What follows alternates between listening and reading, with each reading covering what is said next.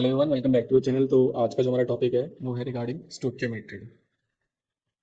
Stoichiometry stoichiometry basically क्या होती है, अगर इसको आप सिंपल टर्म्स में समझे तो एक मतलब बेसिकली ये क्या है, यूनिटरी मेथड है। ठीक है, इसमें हुआ क्या, मतलब information of one is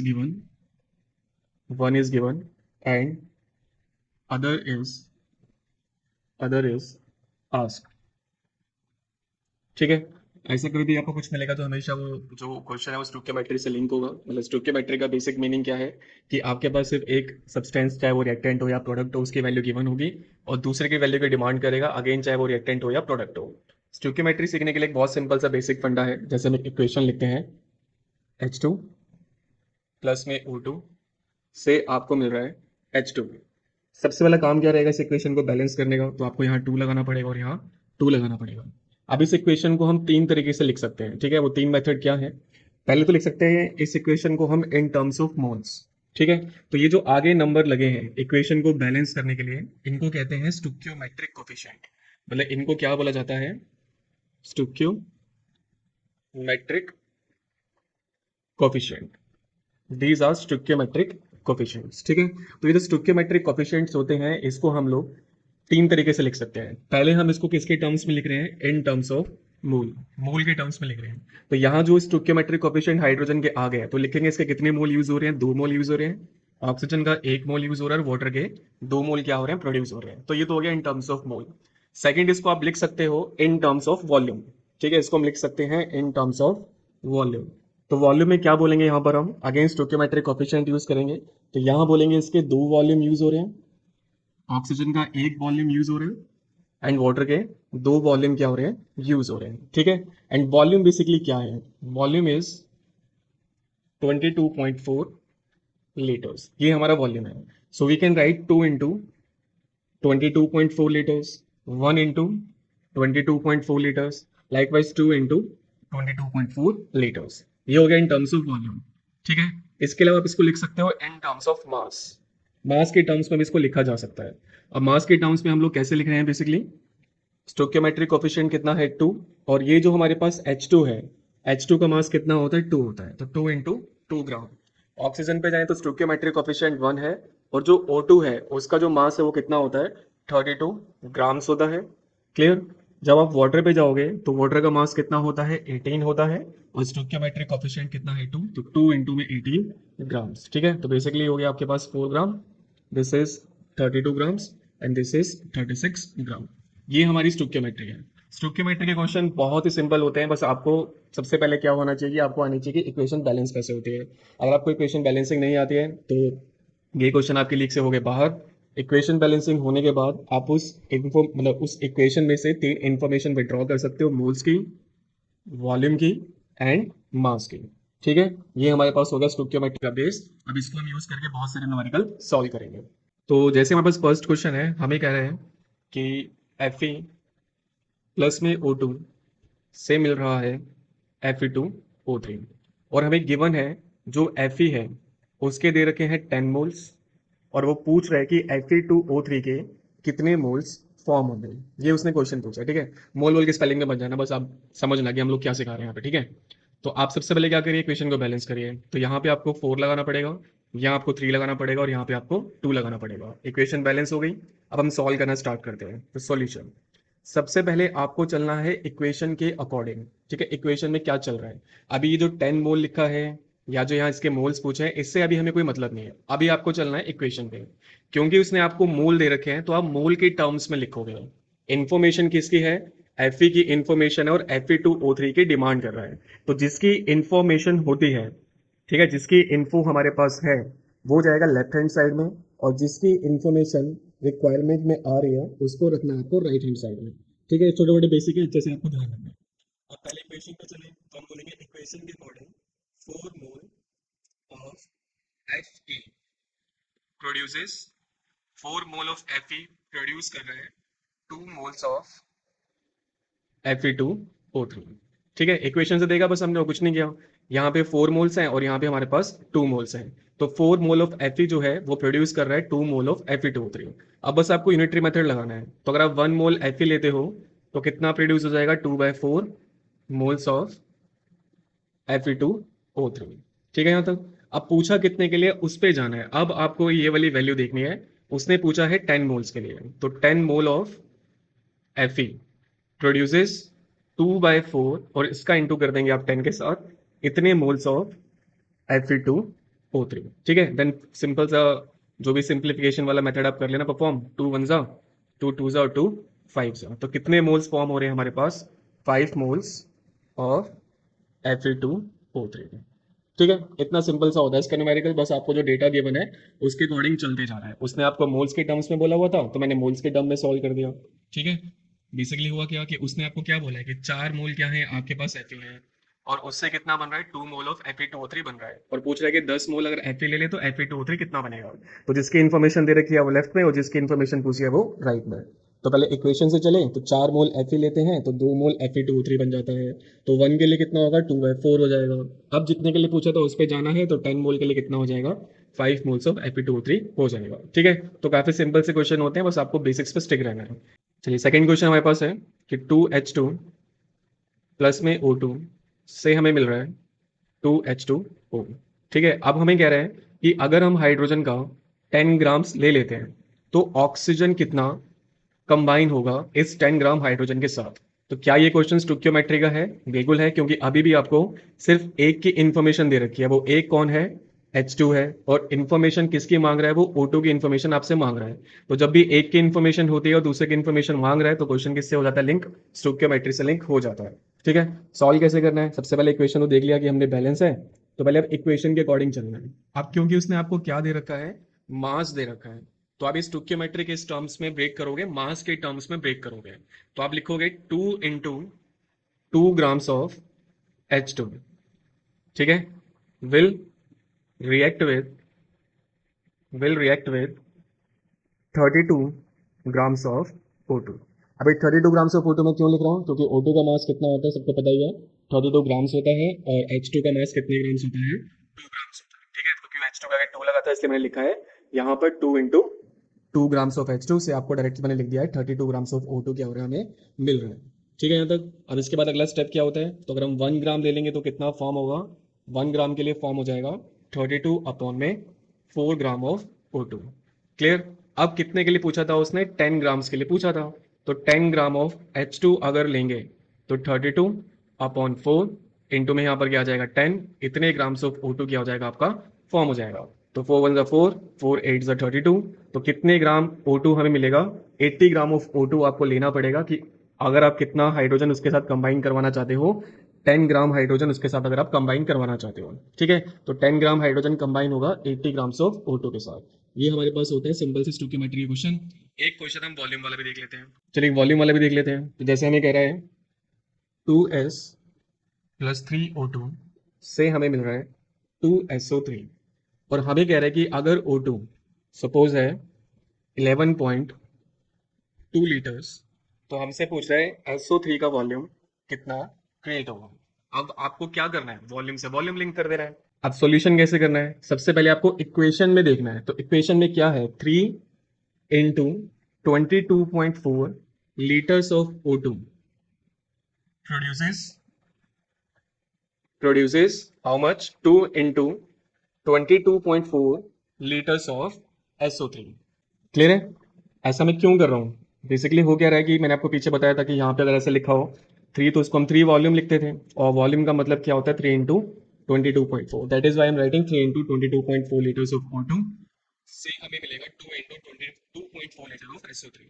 and 1 litre के लिए हमें कितना मिल जाएगा, सिंपल है, 2 इंटू 22.4 का डिवाइड हो जाएगा 3 इंटू 22.4 के साथ, इतने लीटर्स आपको क्या मिलेगा, SO3 मिलेगा। सिंप्लीफिकेशन आप एंड में कर लिया करो, उसकी इतनी कोई ज़्यादा वो नीड नहीं है। देन 11.2 के लिए निकालना है, तो 11.2 लीटर्स अगर आप लेते हो तो 2/3 इंटू 22.4 अपॉन में 22.4 इंटू में 11.2।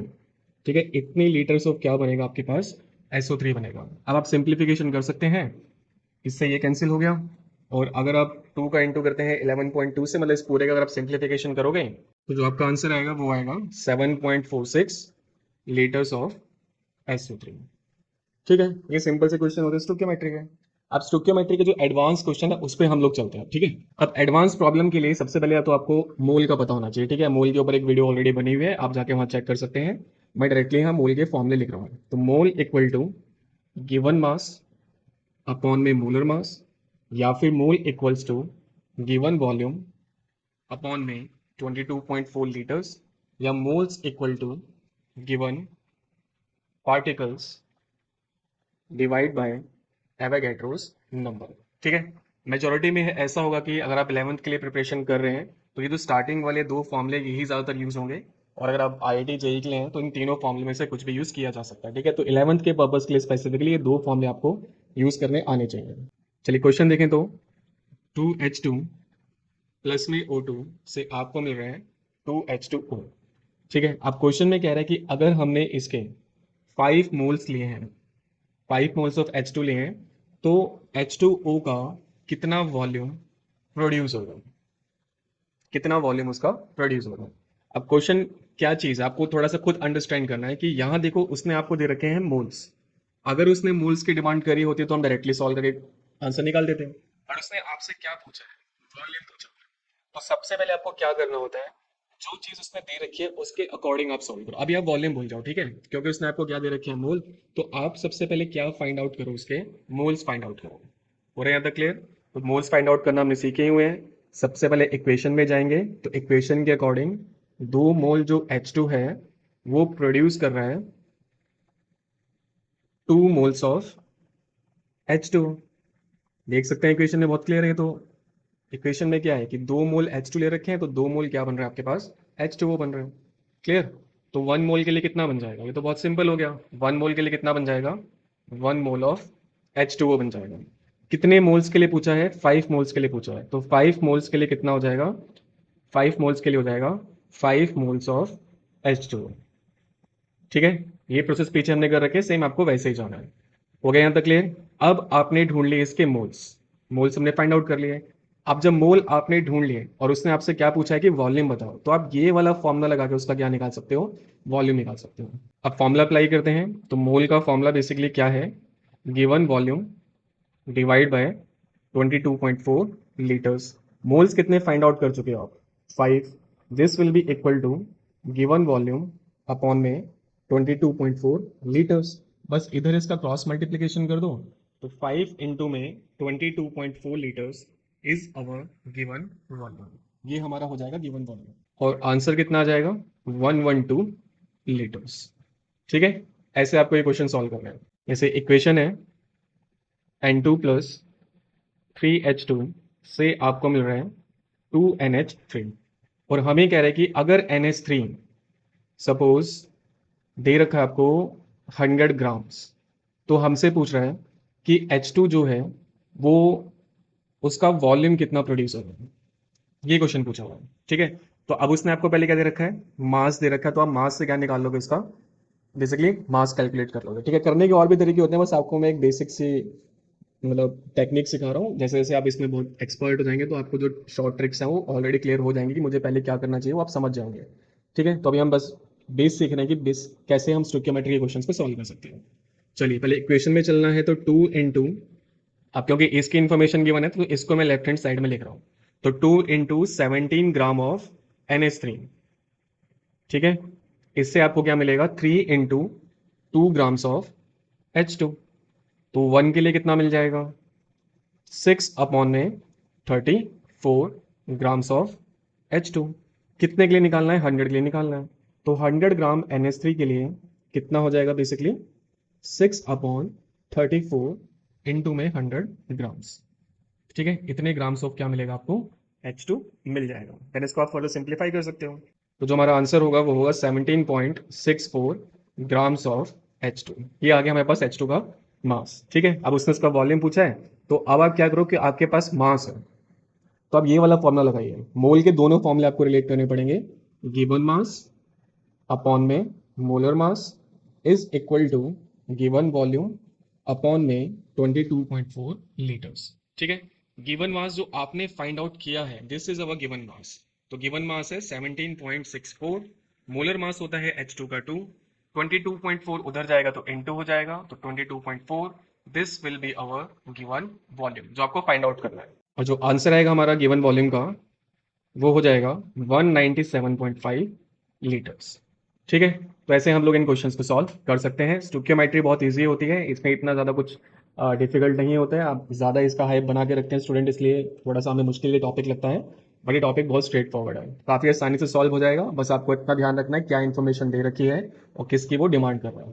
चलिए इसी क्वेश्चन की ना आपको मैं दूसरी अप्रोच सिखाता हूँ। जैसे N2 प्लस 3H2 से हमें मिल रहा था 2NH3, इसकी डिमांड करी थी वॉल्यूम की, और इसका अमाउंट हमें दे रखा था 100 ग्राम्स। ठीक है, तो आप पहले इस 100 ग्राम से क्या निकाल लो, इसके मोल्स निकाल लो। तो मोल के लिए फॉर्मूला क्या लगाओगे आप, given mass upon molar mass. Given mass कितना है 100, मोलर मास कितना होता है NH3 का 17। अब 34 प्लेस मत कर देना, आपको ये NH3 का मास चाहिए होता है, तो 100 अपॉन 17 ये आ गया हमारे पास नंबर ऑफ मोल्स। ठीक है, अब चाहो तो इसको सिंप्लीफाई कर लो, ये बन जाएंगे 5.88 मोल्स। ठीक है, इतने मोल्स आपको मिल जाएंगे 100 ग्राम ऑफ NH3 के अंदर। ठीक है, अब मोल से आप मोल रिलेट करा दो, या बेसिकली आप वॉल्यूम से वॉल्यूम रिलेट करा सकते हो। आप क्या बोल सकते हो कि 2 वॉल्यूम ऑफ NH3 से आपको कितना मिल रहा है, 3 वॉल्यूम ऑफ H2।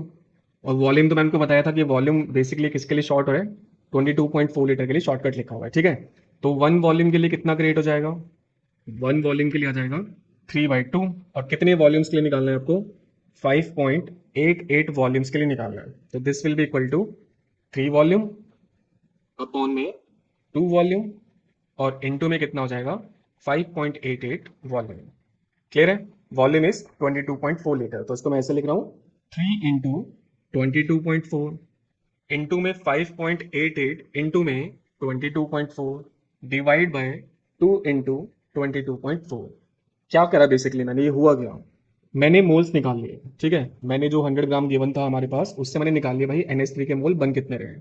फिर क्योंकि NH3 की इन्फॉर्मेशन गिवन थी तो वो लेफ्ट में आ गया, और जिसकी इन्फॉर्मेशन निकालनी थी वो राइट में चला गया। तो NH3 के 2 वॉल्यूम है, तो उसके 2 वॉल्यूम से इसके 3 वॉल्यूम बन रहे हैं, जैसे आप देख सकते हैं। तो इसके एक वॉल्यूम से बनेगा 3/2 वॉल्यूम।